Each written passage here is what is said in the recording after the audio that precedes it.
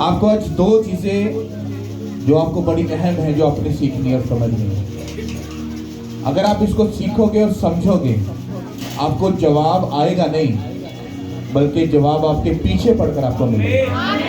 कितनों को मेरी बात समझ आ रही है? आप लोग प्रेयर करते हो, जवाब लेट हो जाता है। आप बाइबल भी पढ़ते हो, टाइम भी स्पेंड करते हो, सब एक्शन भी लगाते हो, कभी कभी आंसू भी बहाते हो, सब चीजें करते हो, लेकिन खुदा नहीं सुनता। वो अपने टाइम, अपने वक्त को, लोग कहते हैं कि अपने वक्त पर काम होता है। बाइबल में बहुत सारी ऐसी जगहें हैं जहां पर काम करने का टाइम नहीं था, लेकिन खुदा के दासों ने, नबियों ने, रसूलों ने टर्म एंड कंडीशन, मतलब कि हालात ऐसे बना दिए कि खुदा मानने पर मजबूर हो गया। इसका मतलब हम सीख सकते हैं, ये बात सच है कि हर एक चीज का वक्त है, लेकिन बाइबल ये कहती है कि खुदा ने इंसान को इतना ब्लेस किया है और इतना उसको मोहब्बत से और अपने मसे से भरा है कि अगर वो इरादा कर ले तो वो किसी चीज का भी, तो वो सब कुछ वो कर सकता है। कितनों को मेरी बात समझ आ रही है? तो प्रॉब्लम क्या है फिर? हम क्यों उन चीजों को नहीं जीत पाते? क्यों हम उन चीजों में आगे नहीं बढ़ पाते? क्यों? क्योंकि हम उन चीजों को उस स्टाइल से, उस तरीके के साथ, उस फेवर, उस मसे के साथ हम नहीं करते जैसा खुदा चाहता है। कितनों को मेरी बात समझ आ रही है? हालेलुया। दो चीजें जो आपको समझनी है, एक, इसको मैं दो तरीकों से समझाऊंगा, एक फिजिकल तरीका और एक स्पिरिचुअल तरीका। तो फिजिकल तरीके को हम थोड़ा सा समझेंगे।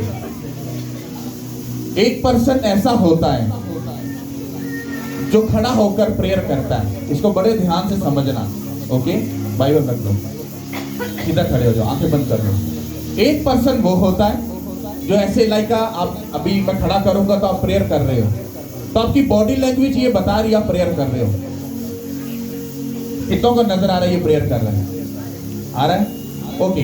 एक पर्सन वो होता है जो घुटनों पर आकर, अब हाथों को उठाओ और प्रेयर करो। अब कितनों को लग रहा है ये प्रेयर कर रहा है? लग रहा है? ओके। अब सजदे पे आ जाओ, ऐसे आ जाओ। अब कितनों को लग रहा है ये प्रेयर कर रहा है? लग रहा है ना प्रेयर? फिर इसकी प्रेयर सुनी क्यों नहीं जा रही? वाई? मेरा सवाल है, प्रेयर सुनी क्यों नहीं जा रही? आपको लग रहा है ये प्रेयर कर रहा है, लेकिन लोगों को लगे या ना लगे, लोगों को समझ आए या ना आए, लेकिन उस खुदा को समझ आनी चाहिए कि आप रियल में प्रेयर कर रहे हैं। समझ आ रही ना? आपकी बॉडी लैंग्वेज बताती है लोगों को फिजिकल तौर पर कि ये बंदा प्रेयर कर रहा है। एक बंदा, अब मैं स्टाइल मारकर ऐसे बैठ जाऊं, आपको लगता है कि मैं प्रीच करने बैठा हूं? लगता है? नो। अब मुझे एक डिसिप्लिन में बैठना पड़ेगा, रूल रेगुलेशन को फॉलो करना पड़ेगा और बड़े तहजीब के साथ बैठकर मुझे उस सरमन को डिलीवर करना, क्योंकि आप मेरी बॉडी लैंग्वेज को देख के समझ जाओगे ये बंदा कलाम सुनाने के लिए बैठा है। लेकिन अगर मेरी बॉडी लैंग्वेज अगर ठीक नहीं होगी तो आप कहोगे यार बंदा, यार मेरी शर्म नहीं आ रही, मतलब ये तेरा तरीका है कलाम सुनाने का, मतलब तू ढंग ना ते बैठ, तेनू अकल होनी चाहिए। तुम सोचो कि तुमको ये बात समझ आ रही है और जो ऊपर बैठा है वो तुम्हारी बॉडी लैंग्वेज को बड़े अच्छे से समझता है कि तुम कितना सच्चे दिल से प्रेयर कर रहे हो, कर भी रहे हो या ड्रामा करके लोगों को दिखा रहे हो। समझ आ रही कि नहीं आ रही? अब एक तो आपने हिस्सा समझ लिया कि आपकी बॉडी लैंग्वेज बताती है आप प्रेयर कैसे कर रहे हो। दूसरा, जब आप अपने मुंह से जो लफ्ज निकालते हो वो बड़े मैटर करते हैं कि आप लफ्ज अपने मुंह से क्या निकाल रहे हो। आपका लफ्ज जब मुंह से निकलते हैं और फिर आप उन लफ्जों को जब खुदा के सामने रखते हो तो खुदा उसको पूरा छानता है, नापता है, चेक करता है ये लफ्जों की जो अहमियत है वो सच्चे बातन से है या एक नौटंकी की हुई बात है। कितनों को समझ आ रही है?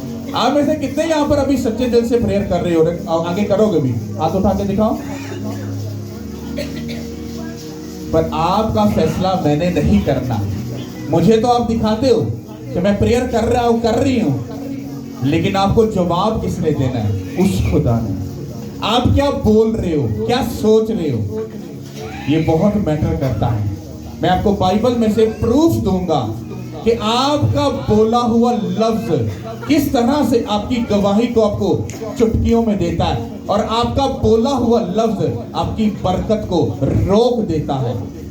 सिर्फ एक लाइन का डिफरेंट है। आप उसको पढ़ोगे, आप हैरान हो जाओगे, क्या खुदा ऐसा भी करता है? हाँ, वो ऐसा करता है। क्यों? क्योंकि वो अपनी महिमा चाहता है, क्योंकि उसने सिर्फ इंसान को बनाया है। इंसान सिर्फ इंसान ही है, और वो इंसान का बच्चा बनकर अगर रहे तो बड़ी अच्छी बात है। और जहां पर वो खुदा बनने की कोशिश करता है या उसके रुतबे को लेने की कोशिश करता है, तो वो खुदा को तुमको अकल दिलाना और तुम्हें टिकाने पर रखना, ये भी उसको आता है। कितनों को समझ आ रही है? हालेलुया। बात समझ आ रही कि नहीं आ रही? तो दो चीजें हैं कि आपकी बॉडी लैंग्वेज जो है वो खुदा के सामने कैसी होनी चाहिए। दूसरा कि आप जो प्रेयर कर रहे हो, आपके प्रेयर के लफ्ज जो है उसमें आप कितना इन्वॉल्व हो और वो खुदा कितना इन्वॉल्व है, ये मैटर करता है। कुछ लोग प्रेयर करते हैं, खुदा ऐसा कर दे, ऐसा कर दे, ऐसा कर दे, ये कर दे, वो कर दे, मैं ऐसा कर दूंगा, वो कर दूंगा, खुदा ऐसा कर दे, और खुदा देखकर हंस रहा होता है। मैं अगर आप में से 3-4 लोगों को अगर खड़ा करके आपकी प्रेयर आंखें बंद करके अगर करवाऊं ना, तो मैं आपके सारे लफ्जों के ऊपर आपको बता देता हूं आपका कौन कौन सा लफ्ज स्पिरिचुअल है और कौन कौन सा लफ्ज आपका फिजिकल सिर्फ ड्रामा है। और मुझसे ज्यादा अच्छी जजमेंट मेरा खुदा करता है। मैं तो उसके पांव की धूल के लायक भी नहीं हूं। अगर मुझे वो इतनी हिकमत बख्श रहा है और मुझे इतनी परख दे रहा है, सोचो वो तो जिसने उस चीजों को क्रिएट किया है, वो तुमको कितना नापता और तोलता होगा। कितनों को मेरी बात समझ आ रही है? हालेलुया। समझ आ रही कि नहीं आ रही? इसका मतलब है कि अगर आप अपनी लाइफ में कुछ बेस्ट देखना है, कुछ बेस्ट करना है, कुछ बेस्ट चाहते हो अगर, तो अपने आप पर गौर करो कि तुम्हारी जो बॉडी है ये स्पिरिचुअल तौर पर खुदा के सामने कैसी होनी चाहिए। मैं आपको यहाँ पर प्रेयर करने का स्टाइल नहीं बताऊंगा या कुछ ऐसा नहीं, मैं सिर्फ आपको बता रहा हूं कि वो खुदा आपके स्टाइलों को, घुटनों पे आ जाना, ये कर लेना, वो कर लेना नहीं, वो आपके सिस्टम को, बातन को, जब एक बंदा दुखी होता है, कोई भी बहन या भाई हो, जब वो दुखी हालत में रोएगा या पीटेगा, तो वो अपनी बॉडी को गौर में नहीं रखेगा कि उसके साथ क्या हो रहा है, क्या कोई कपड़ा उठा है, नहीं उठा, कोई सिस्टम, वो कुछ नहीं, क्योंकि वो एक मातम में है, वो एक सोग में है, और वो किसी को पुकार पुकार कर ये बोल रहा है, मेरी ये प्रॉब्लम है, मुझे ये हल कर दे।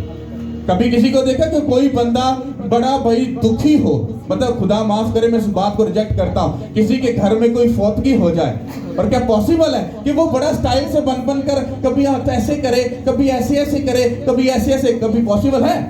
क्योंकि उसको अपनी किसी भी चीज की फिक्र नहीं होती, और उसकी बॉडी लैंग्वेज बताती है ये रियल सोग में है। यीशु मसीह जब उस बेवा के उस घर में गए जहां पर वो लड़की मर चुकी थी, तो जब वो एंटर हुए तो लोग क्या कर रहे थे? वो सोग मनाकर रो रहे थे। उसने कहा लड़की मरी नहीं, लड़की जिंदा है। तो बाइबल ये कहती है वो सब लोग उसी टाइम में क्या हुए? हंसना शुरू हो गए। उनकी बॉडी लैंग्वेज ने, उनके एक्ट ने वो फटाफट बता दिया कि ये सब फेक हैं। क्या है ये? फेक हैं। जिनकी बेटी मरी थी, दुख सिर्फ उसी को था। कितनों को मेरी बात समझ आई? हालेलुया। तो आपकी बॉडी लैंग्वेज एक बड़ी स्पिरिचुअल तौर पर एक बड़ा एक ऐसा उसका स्पिरिचुअली एक ऐसा मोमेंट होना चाहिए कि खुदा उसको देखे और उस पर वो अमल करने के लिए मजबूर हो जाए। आप ऐसा कर सकते हो, बाइबल ये कहती है। हालेलुया। फिर जब आप प्रेयर करते हो, आपकी जो प्रेयर है वो इतनी ऑथेंटिक और पावरफुल होनी चाहिए। अगर प्रेयर में आप 100 लफ्ज बोल रहे हो तो उसमें एक लफ्ज, बल्कि एक भी नहीं, एक लफ्ज के 99% को भी बीच में से निकाल दो। अगर जो सेंट बचता है, नुक्ते को सेंट कितने लोग पढ़े लिखे हैं? सेंट को समझते हो ना? जस्ट सेंट अपने लिए रखो, बाकी 99% मतलब 99, फिर उसके जो एक पॉइंट आके बचता है उसका भी 99% उस खुदा की सिर्फ महिमा हो, उसका नाम हो, उसके नाम को ऊंचा करना हो, और सिर्फ एक सेंट आप अपना पर्सनल उसमें बोलो और देखो खुदा आपको जवाब देता है। यहाँ पर सब उल्टा है। लोग 99%, फिर उस पॉइंट का भी 99% अपना आप बीच में बोलते हैं और खुदा को सेंट की जगह पे रखते हैं। तुमको लगता है कि वो खुदा तुम्हें जवाब दे देगा? मैं तुम्हें बाइबल से प्रूफ दूंगा। हालेलुया। सब अपनी बाइबल को निकालो। हालेलुया। हालेलुया। पहला सलातीन खुदावंद के पाक कलाम में से हम पहला सलातीन उसका 18 चैप्टर 18 बाब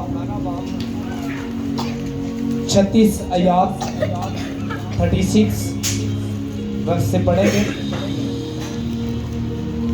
और शाम की कुर्बानी चढ़ाने के वक्त एलिया नबी नजदीक आया और उसने कहा, ऐ खुदावंद अब्राहम और इसहाक और इस्राएल के खुदा, आज मालूम हो जाए कि इस्राएल में तू ही खुदा है और मैं तेरा बंदा हूँ, और मैंने इन सब बातों को तेरे ही हुक्म से किया है।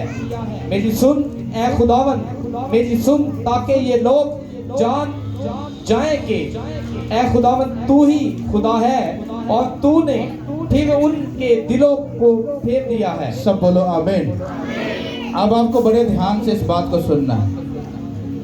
36 आयत में लिखा है, और शाम हुई और कुर्बानी चढ़ाने के वक्त एलिया नबी नजदीक आया और उसने कहा, ऐ खुदावंद अब्राहम और इसहाक और इस्राएल के खुदा, आज मालूम हो जाए कि इस्राएल में तू ही खुदा है। इस लफ्ज पर अब गौर करना। और मैं तेरा बंदा हूं और मैंने इन सब बातों को तेरे ही हुक्म से किया है। अब जब एलिया ने ये प्रेयर की है तो आग जो थी आसमान से उतर जानी चाहिए थी, बट आग नहीं उतरी थी। ये इंसिडेंट कितने लोगों को मालूम है? चलो मैं बता देता हूं। ये वाकया तब का है, कितने लोगों को ये बात मालूम है कि एलिया ने आसमान से आग को मंगवाया था? उसकी दुआ सुनी गई थी कि नहीं? ये उसी इंसिडेंट को, उसी बात को मैं पढ़ रहा हूं। उसकी जो 36 आयत है वहां पर लिखा है, उसने कहा कि आज मालूम हो जाए कि इस्राएल में तू ही खुदा है और मैं तेरा बंदा हूं और मैंने इन सब बातों को तेरे ही हुक्म से किया है। उसके कहने का मतलब था कि खुदावंद आज सारे जान आज सारे जान कि पादरी मंजल तेरा बंदा है और आज इन्हें लेहन कीता ते मुर्दा जिंदा हो गया, अन्ना वेखन लग गया, लंगड़ा चलन लग गया, ताकि सारा दिन पता चल जाए कि मैं तेरे हुक्म राही करना पिया। तो खुदावंद काम नहीं करेगा। Who is this? कौन है तू? कौन है तू? अंधों को आंखें कौन देता है? हाँ, कौन देता है? लंगड़ों को कौन चलाता है? मुर्दों को कौन चलाता है? तो बीच में पादरी कहां से आ गया? वो तो सर्वेंट है, लाइक अ नौकर, एक सर्वेंट। वो तो खुदा का माइक बन के उसके बात को डिलीवर करता है, जस्ट ओनली, बस। इसके अलावा उसका कोई काम नहीं। सिर्फ वो मेरी बॉडी को इस्तेमाल करता है, मेरे मुंह को इस्तेमाल करता है, दिल को, आंखों को इस्तेमाल करता है। जस्ट काम कौन करता है? खुदा। तो जब एलिया ने ये बोला, क्या सब ये जान जाए कि इस सब कामों को करने वाला तू है, लेकिन मैं तेरा बंदा इन सब कामों को जो तेरे मर्जी से कर रहा हूं, सब लोग क्या करे? जान जाए। और प्रेयर जो की वो फायर नहीं उतरी। आगे हम 37 आयत में पढ़ेंगे, 37 में। मेरी सुन, सुनो खुदा, सुनो। एलिया ने कहा, मेरी सुन ऐ खुदा, मेरी सुन। एलिया को 2 बार ये लफ्ज क्यों बोलना पड़ा? अगर वो इतना बड़ा मैन ऑफ गॉड है, उसने आग मंगवा ली, तो पिछली लाइन में वो आग क्यों नहीं उतरी? उसको प्रेशर लगाना पड़ा, जोर लगाना पड़ा। खुदावंद मेरी सुन, खुदावंद मेरी सुन। क्यों? क्योंकि उसको मालूम पड़ गया स्पिरिट में कि मैंने बीच में अपना मुद्दा भी ठोक दिया, अपने आप को भी प्रेजेंट कर दिया। जबकि आग को नाजिल करने वाला कौन है? खुदा है। कहता है, मेरी सुन ऐ खुदावंद, मेरी सुन। अब सुनना, ताकि ये लोग जान जाए कि ऐ खुदावंद तू ही खुदा है और तूने फिर इनके दिलों को क्या कर दिया? फेर दिया। यहां पर एलिया का जिक्र नजर आ रहा है बीच में लाइन में? आ रहा है किसी को? तो बाइबल ये कहती है कि आग जो है वो उतरी और वहां पर वो जो बैल थी जो कुर्बानी के तौर पर चढ़ाई गई थी, वो जलकर भस्म हो गई। और वहां पर शैतान क्या हुआ? शर्मिंदा हुआ। इसका मतलब है जब आप प्रेयर करते हो तो आपके प्रेयर में अगर आप 99% हो और खुदा 1% है तो आपकी प्रेयर कभी नहीं सुनने पाएगी। मैंने आपको कितनी बार ये बातें बताई हैं। मैं जब भी प्रेयर करता हूं मैंने कभी भी पर्सनल अपने लिए कुछ भी नहीं मांगा। इसका मतलब ये नहीं कि मुझे चीजों की जरूरत नहीं है। मैं अगर प्रेयर करता हूं, अगर मैं 1 घंटा प्रेयर करूंगा तो उसमें आखिर के सिर्फ 5 मिनट सिर्फ अपना मुद्दा रखूंगा, बाकी सारे जो टाइम होगा वो मैं किसको दूंगा? अपने खुदा को दूंगा। खुदा तू बड़ा खुदा है, तू सच्चा खुदा है। मैं तेरा थैंक्स करता हूं, तूने मुझे दुखों से निकाला, तकलीफों से निकाला। जब मैं दुखी हालत में था तूने मेरा बाजू पकड़ा, तूने मुझे सहारा दिया, खाने को तूने दिया, पहनने को तूने दिया, तो ये जिंदगी तेरी। मेरे मालिक तू बड़ा ऊंचा खुदा है, तू कितना सच्चा खुदा है, तू कितना बड़ा खुदा है। जब आप किसी को ऑनर देते जाओगे देते जाओगे देते जाओगे तो वो मजबूर हो जाएगा तुम्हें प्यार करने के लिए, गले लगाने के लिए, तुम्हारी सुनने के लिए और तुम्हें फेवर देने के लिए। आप लोग मुझे प्यार क्यों करते हो? अगर आप में से एक छोटा सा बच्चा भी मेरे पास आएगा तो मैं उसको प्यार दूंगा और मैं उसके दिल में घुस जाऊंगा।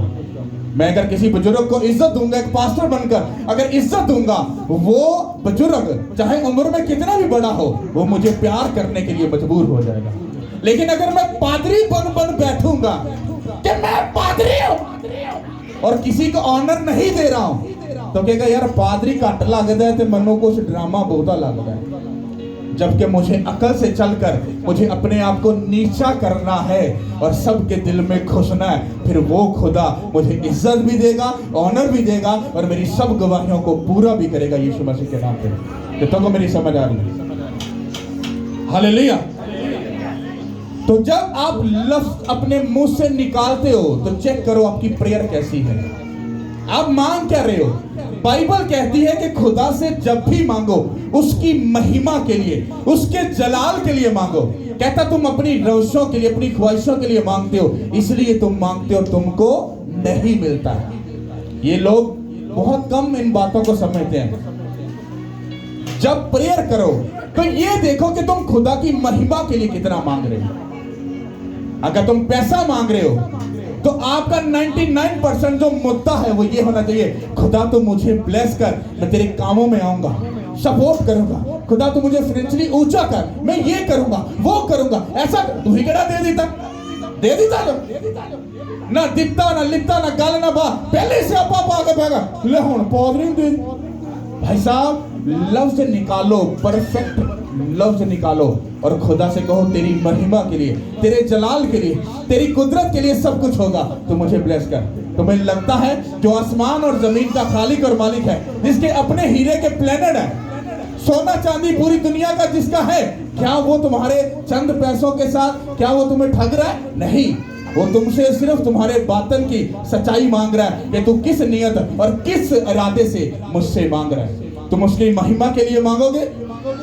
अगर तुमने मान लो कि इतना सोचा है, वो तुम्हें इतना देगा।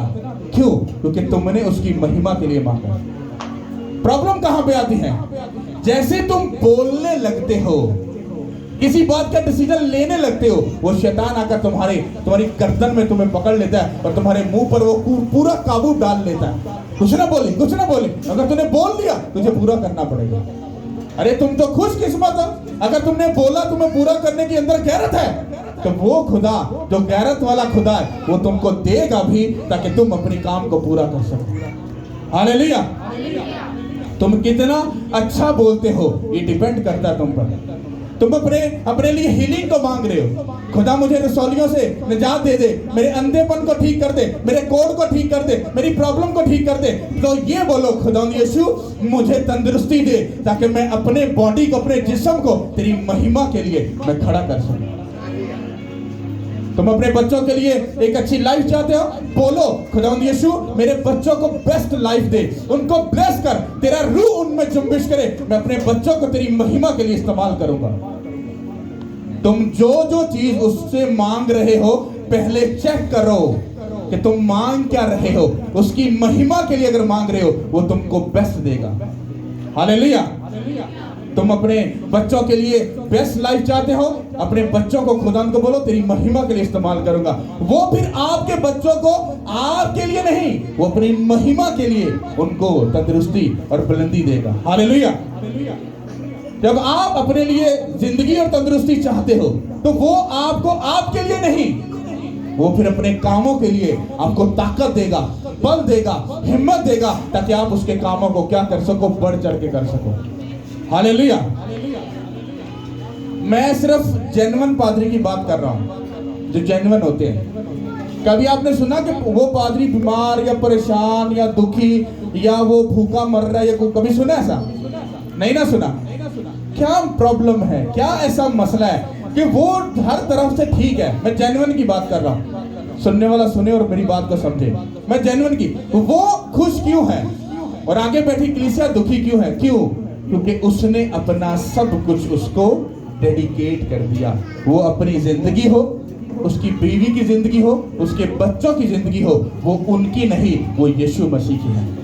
तो वो अब अपने कामों को करने के लिए उनको जिंदगी और तंदुरुस्ती क्यों ना देगा? देगा कि नहीं देगा? क्या तुम ऐसा फैसला करते हो? संडे को अपने रिश्तेदार को छोड़ते हो, फ्राइडे को छोड़ते हो, जिस दिन फास्टिंग का टाइम है अपने अपने खाने को पीछे करते हो, जब बोने का टाइम आता है क्या बेस्ट बोते हो? करते हो ऐसा? नहीं। उसी टाइम में शैतान आता है और तुमको बहकाता है उस हवा की तरह। इतना हवा नु बहकाया तो तो काट देता। इसी तरह से वो शैतान आपको बहकाता है, आपके लफ्जों में पूरी पावर आने नहीं देता। आप किसी बात की मन्नत मांग लो या आप किसी बात पर खुदा के साथ मुत्तफिक हो जाओ। तुम्हें मालूम है, तुम इतने अक्लमंद हो, मुझे मालूम है, तुमको ये बात अच्छे से मालूम है कि जो भी तुम्हें देता है वो कौन देता है? कौन देता है? ऊंचो बोल के बताओ, कौन देता है? कौन देता है? तो जब तुम उसकी महिमा के लिए मांगोगे तो क्या वो तुमको ना देगा? देगा कि नहीं देगा? देगा। अगर तुम बोलो खुदा, आप कहते भाई साहब मेरे बच्चों से दुआ करो, मेरे बच्चे खुदा दी रात जलन, कभी ये भी बोल के देखो पास्टर साहब आप प्रेयर करो, मैं भी प्रेयर करूंगा, करूंगी, मेरे बच्चे खुदा की महिमा के लिए इस्तेमाल हो, ये मैं दुआ करवाना चाहती हूँ। फिर आप बोलकर सिर्फ चुप करके बैठ नहीं जाते, फिर आप अपने अमलों से और कर्मों के साथ फिर इस काम को पूरा भी करते हैं। हालेलुया। समझ आ रही कि नहीं? अब हम आगे बढ़ेंगे, इसको बड़े ध्यान से समझना। हालेलुया। तब खुदावंद की आग नाज़िल हुई और उसने उस सोखती कुर्बानी को लकड़ियों और पत्थरों और मट्टी समेत भस्म कर दिया और उस पानी को जो खाई में था चट लिया। 41 वर्ष से पढ़िएगा प्लीज। फिर एलिया ने अखीयब से कहा, ऊपर चढ़ जा, खा और पी, क्योंकि कसरत की बारिश की आवाज है। सो अखीयब खाने पीने को ऊपर चला गया और एलिया कर्मल की चोटी पर चढ़ गया और जमीन पर सरनगू होकर अपना मुंह अपने घुटनों के बीच कर लिया और अपने खादम से कहा, जरा ऊपर जाकर समंदर की तरफ तो नजर कर। सो उसने ऊपर जाकर नजर की और कहा, वहां कुछ भी नहीं है। उसने कहा, फिर 7 बार जा, और 7वीं मर्तबा उसने कहा, देख एक छोटा सा बादल आदमी के हाथ के बराबर समंदर में से उठा है। सब बोलो आमीन। ये इंसिडेंट कितनों ने पढ़ा है? अब इसको हम थोड़ा सा समझेंगे। खुदा ने एलिया को कहा था कि जा और मैं मी बरसाने को हूं। क्या करने को हूं? इसको बड़े ध्यान से समझो। जब आप लोगों को कोई परफेक्ट वर्ड दिया जाता है या आप लोगों पर कोई नबूवत की जाती है तो आपको बोला जाता है तेरे साथ ऐसा होगा। जब आप लोग जाते हो तो लोग खुशी से भर जाते हैं, पास्टर ने ऐसा बोला है तो भाई साहब ऐसा होगा। ऐसा होगा तब जब तुम उस तरीके के साथ आकर जो अब खुदा चाहता है कि तुम उसके सामने आकर उस गिफ्ट को, उस गवाही को रिसीव करो कि वो तुमको क्या देना चाहता है। हालेलुया। तो हम इस बात को थोड़ा सा समझेंगे। आप घुटनों में करो। पूरा घुटनों के बीच में, थोड़े से खोलो। ये एक एग्जाम्पल है। इसने अभी सही से घुटनों को, अपने चेहरे को घुटनों में दिया नहीं है। बाइबल कहती है कि एलिया घुटनों पे आया, उसने अपना सर अपने घुटनों के बीच में उसने घुसा दिया। ये एक पनिशमेंट है। कितनों को मेरी बात समझ आ रही है? आप इसको 5-10 मिनट अगर करते हो तो आपकी पूरी जो बॉडी है वो पूरी, वो आप कहोगे मुझे जल्दी से बस खड़ा कर दो या कुछ कर दो, लेकिन आपने खुद अपने आप को एक ऐसी कंडीशन में ले गए हो। आपकी बॉडी लैंग्वेज एक चीज ऐसा बता रही है कि वो खुदा ऊपर से बैठकर देख रहा है। ये बॉडी लैंग्वेज का जो तरीका है ये बहुत खतरनाक है। ये क्यों ऐसा कर रहा है, क्यों अपने आप को पनिशमेंट दे रहा है, क्यों इतना दुखी हो रहा है, वो खुदा देख कर कहेगा पूछो इससे ये क्या कहना चाह रहा है। जब खुदा ने बोल दिया कि बारिश होगी तो फिर एलिया को प्रेयर करने की और अपने सर को घुटनों में देने की जरूरत क्या थी? ये सीखने वाली बात है कि जब खुदा आपके लिए कुछ बड़ा करता है या करने वाला होता है या आपसे करवाना चाहता है तो वो आपसे ऐसी टर्म एंड कंडीशन मांगता है। क्योंकि एलिया एक बात पीछे सीख चुका था कि जो मैं बोल रहा हूं वो उसकी महिमा सिर्फ होनी चाहिए, मेरा जिक्र भी बीच में नहीं होना चाहिए। इसलिए वो नेक्स्ट स्टेप में जब गया तो उसने अपने आप को पूरा ही घुटनों में देकर उसने अपने आप को खत्म ही कर दिया। एले मैं भाजी हुण खत्म हो गया, हुण मींह बरसा जो तू क्या सी। उसने अपने शागिर्द को भेजा, कहता जा चेक कर। कहता उस्ताद जी कोई भी चक्कर नहीं, कोई बारिश कुछ नहीं। बाइबल कहती है उसने जब उसको 6 बार भेज कर कहा 7वीं बार जा।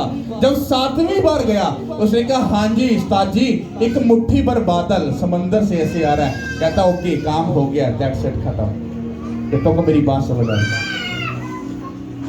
आप जब खुदा के सामने जाते हो तो आपकी स्पिरिचुअल बॉडी लैंग्वेज इस बात का प्रूफ होती है कि आप खुदा के साथ सीरियस हो। खुदा को मजबूर कर देती है वो कंडीशन कि आप खुदा के साथ कितना। कुछ लोग तो प्रेयर में बैठे, वर्शिप में बैठे, उनके लिए ताली मारना बड़ा महाल होता है। वो कहता है आई एम अ ग्रेजुएट, हाँ मैं तो बड़ा भी एक लेवल का बंदा, ये तो बीपियों के काम में ऐसे ताली बजाना, शेम ऑन यू, भाग जा इधर से, ये तेरी फिर जगह भी नहीं है। उस खुदा के सामने हर बंदा जीरो बन जाता है। क्या बन जाता है? एलिया एक best man of God.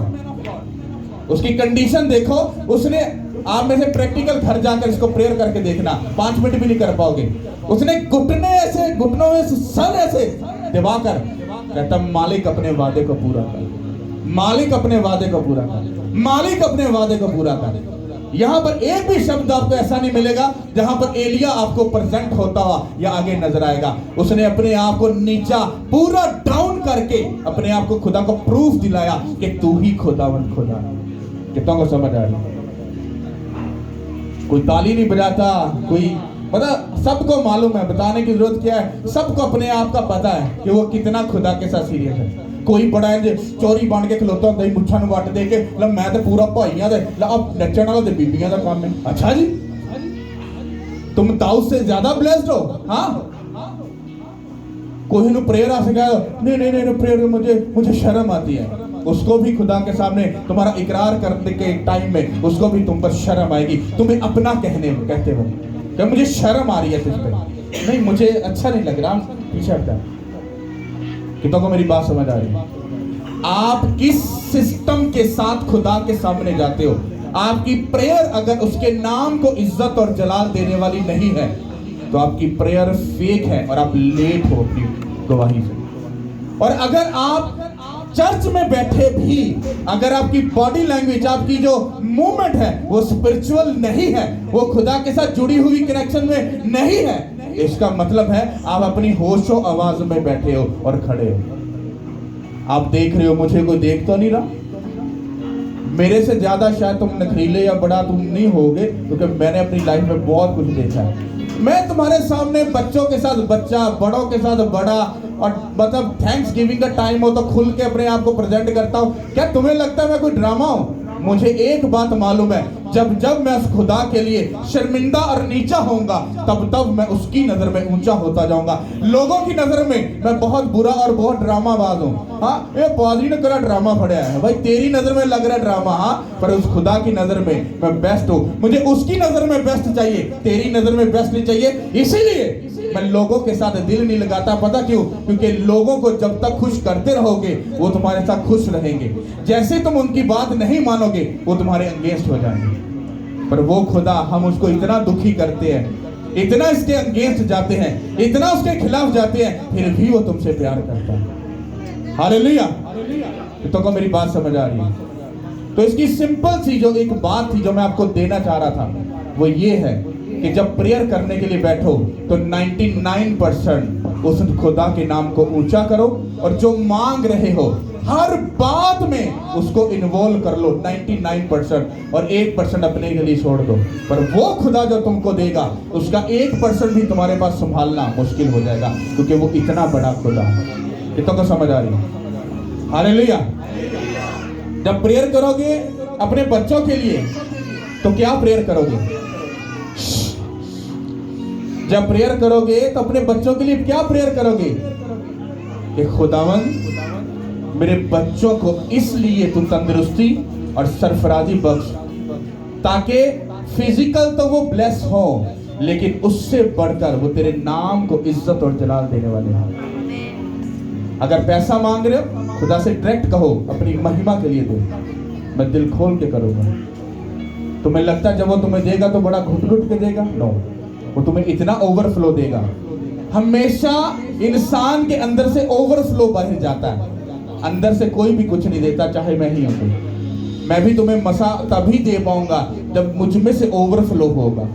Finance भी तभी मैं बाहर निकाल पाऊंगा जब मुझसे वो ओवरफ्लो, मतलब मेरे जो अंदर का जो शैतान है ना, उसको डाउन करके फिर वो बाहर निकलेगा। एक को समझ आ रही? तो आपका ओवरफ्लो बाहर जाता है। तो जब खुदा आपको देगा, वो आपको पूरा नाप नाप के भर भर कर आपको ऐसे कूट कूट कर वो आपको देगा, और जब आपका ओवरफ्लो होगा वो फिर अनलिमिटेड हो जाएगा, वो लोगों में जाएगा। लेकिन जब आपने ही अपने हाथ को, अपनी मुट्ठी को, अपने दिल को, दिमाग को खोट लिया है, वो तुमको ओवरफ्लो कभी नहीं करेगा। उसको मालूम है ये किसी को देगा नहीं पर वेस्ट कर देगा। तो वो वेस्ट करने से अच्छा वो कहता है कि इसको इसकी लिमिट में ही रखो, जितना है इसको इसी में रखो। लेकिन जब तुम गिवर बन जाते हो, तुम देने वाले बन जाते हो, उसको मालूम पड़ जाता है, उसको ये बात पता चल जाती है कि ये बंदा वेस्ट करने वाला नहीं बल्कि उसको यूज करने वाला। कितनों को मेरी बात समझ आई? हालेलुया। समझ आई कि नहीं आई? कि नहीं समझ आई? आपकी प्रेयर कैसी होनी चाहिए? उसकी महिमा के लिए। तुम्हें जो चाहिए वो जानता है, तुम किन किन चीजों के मोहताज उसको मालूम है। लेकिन हम बाइबल ये भी कहती है मांगोगे तो तुमको मिलेगा। तो इस काम को हम कैसे पूरा कर सकते हैं? 99% उसकी महिमा के लिए मांगो, और 1% बोलो खुदा यीशु मुझे ये भी चाहिए, अगर तुझे पसंद हो तो मुझे दे। खुदा यीशु मसीह ने क्या कहा? अगर हो सके तो ये प्याला मुझसे, लेकिन ठीक है मेरी नहीं बल्कि तेरी मर्जी पूरी हो। आपको कुछ भी चाहिए बोलो, बट टू द पॉइंट बोलो। बट जितनी देर भी प्रेयर में बैठो उस खुदा की महिमा करो, उसके नाम को ऊंचा करो, लाइफ कभी सेव नहीं होगी। हालेलुया। और आपकी बॉडी लैंग्वेज आपको ये बताती है, आपके चाल चलन को शो करती है, क्योंकि आपके चाल चलन को देखकर लोग समझ जाते हैं he is a spiritual, she is a spiritual. लेकिन अगर आपकी बॉडी लैंग्वेज, आपका चाल चलन अगर बिगड़ा हुआ है तो लोग समझ जाते हैं he is not a spiritual, she is not a spiritual, ये स्पिरिचुअल नहीं है। इसका मतलब है आपको अपने जिस्म को बड़ा काबू में रखकर खुदा के साथ बड़े सेंसिटिव तरीके के साथ चलना है। आप का हंसने को दिल कर रहा है लेकिन आप घुट कर बैठे हो कंट्रोल करके। पता क्यों? क्योंकि हंसना इस वक्त खुदावन की प्रेजेंस में खुदा की महिमा को ठोकर दिलाने के बराबर है। तो इसलिए अपने हंसी की क्या कर दो, कुर्बानी दे दो, और घुट कर फ्रस्ट्रेशन में ऐसे बैठे हो। खुदा देखेगा हंसने का टाइम था, ठट्ठा करने का टाइम था, लेकिन इसने मेरे लिए अपने आप को, अपनी बॉडी को काबू में रखा। वो कहेगा नाइस, वेरी गुड, कहता अब मैं तुझे बड़ी बरकतों के लिए तैयार करूंगा। कितनों को मेरी बात समझ आई? तो खुदा आपके साथ है। सच सच में सही से बताओ कितनों को ही समझ आई? मुझे बहुत गहराई से, मैं कलाम सुनाने के लिए नहीं सुनाता, मैं कलाम सुनने के लिए सुनाता हूँ।